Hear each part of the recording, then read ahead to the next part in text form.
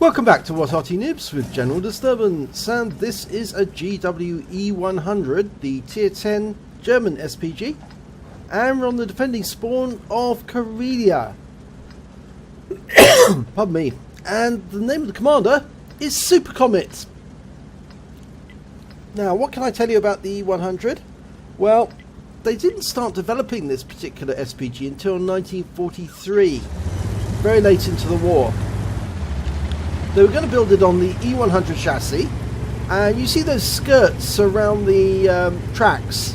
They were supposed to protect the tracks from HE shells, so protect it from other artillery. I should think they also made changing any of the tracks very, very difficult. Okay, SuperKomet's headed to the back of the map, or behind the ridgeline. He's loaded. He's got a 21 centimeter Morse 18/2 caliber cannon, or rather I should say it is actually a howitzer.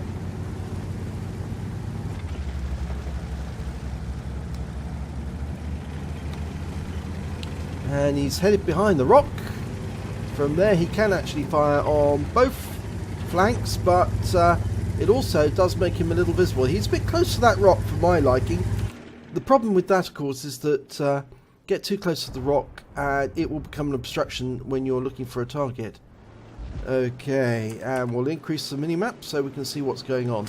Object 704 and an AMX 5100. Rounds out. Okay, it's a splash, but only 138. Went over the top. 2 critical hits. That's a good opener. And he's picked up some stun assist straight away. So it worked. Okay, now he's not using his right hand mouse button to actually extend his aim, so he's scrolling each time he wants to look at a new target. Okay, he was looking for that AMX. Now he's looking to the horseshoe. Now he's going to the south again. Yeah, much quicker if you use the right hand mouse button. Use the control key to bring up your cursor. Then move it over the minimap and click on the minimap where you want to actually look, and it will come up straight away. But use your right hand mouse key when you look, or right hand mouse button when you look at the new target. Okay, you got 317 hit points off a direct hit on that IS-7. Now it's an AMX 1390, and he's being a particular nuisance because he's actually managed to get behind that rock and take out the Tiger II. Okay, but there's a batch at 12 ton making his way through the dip.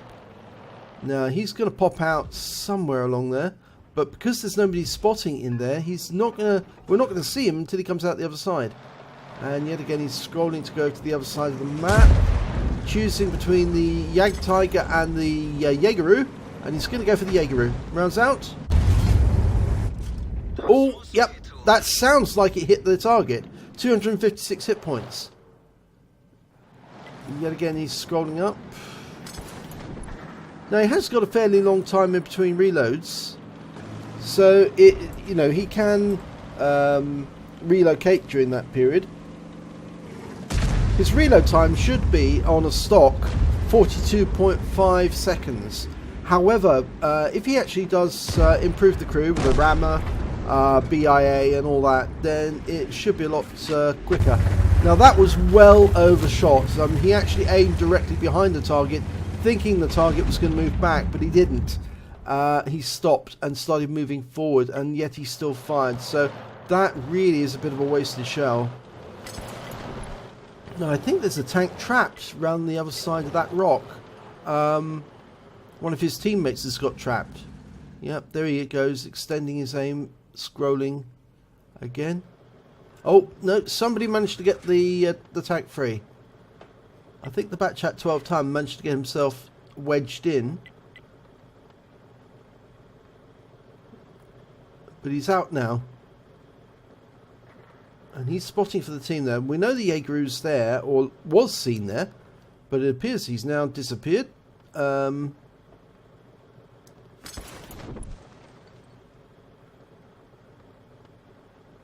That Jaegeru comes around the corner. The batch at 12 tons is going to have to get out of there pretty quickly, because if he can't afford to take a hit from that Jaegeru, he'll be wiped out with one shot. Right, no sign actually. There's the only enemy that we can see at the moment is the T-44-100 down the other end, down south. Ah, now we've got the Jaeger, and he's actually spotting on top of the cliff.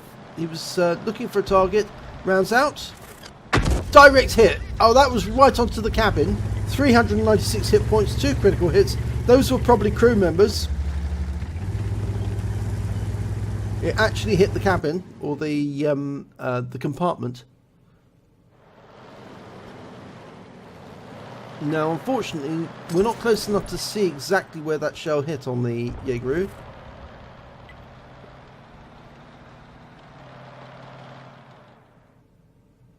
No, the enemy's being very cautious here. They're not coming into view. The Jaeger is now making a move. He is actually coming forward, and he's getting a request for fire on that Jaeger, and he's zeroed in. Now, rounds out. Direct hit again on the cockpit. 362 hit points. Picks up some stun assists straight away. Now, must have taken out some of the crew members on that Jaeger because it was right onto the superstructure. And he's still showing the stun. Now he's got another 10 seconds for the gun to be reloaded. Yet again, he's taking all this time to scroll the mouse to the other side of the battlefield. Far easier to use right-hand mouse button. Oh, that was a splash. 55 hit points on the UDES. Just a splash. The enemy is coming in from both flanks simultaneously, although the thrust that's coming in at the north seems to have more force behind it. Of course, having the Jaeger, the Jagdtiger, and the Object 704. And to the south, we can only see the UDES and the Scorpion G. There's the Jaeger, and he's popped up out of the dip. Dialing in the aim, getting it ready. Yes, there's a red line extending just past the tank, so that means it is definitely on the vehicle. And that's a beautiful hit there. 226 hit points and a massive stun. That's going to seriously inhibit his ability to fight. 123 hit points left. If he pokes his head up again, that will probably be the end of him. Unfortunately, there's only 4 tanks on SuperKomet's side now. The enemy still has 7. But if they can take out this Jaeger, that will help even up the scores. Now, he can't see it at the moment, so he's just going to hold on to the shell. There's nobody guarding the south except the convoy, and he's moving to the corner to see what he can see. This is an assault battle. There's 2 minutes 20 seconds to go. There's the Jaeger. He actually did pop up, but nobody could see him. So, SuperKomet's lining up the shot and rounds out. Oh, it went over the top!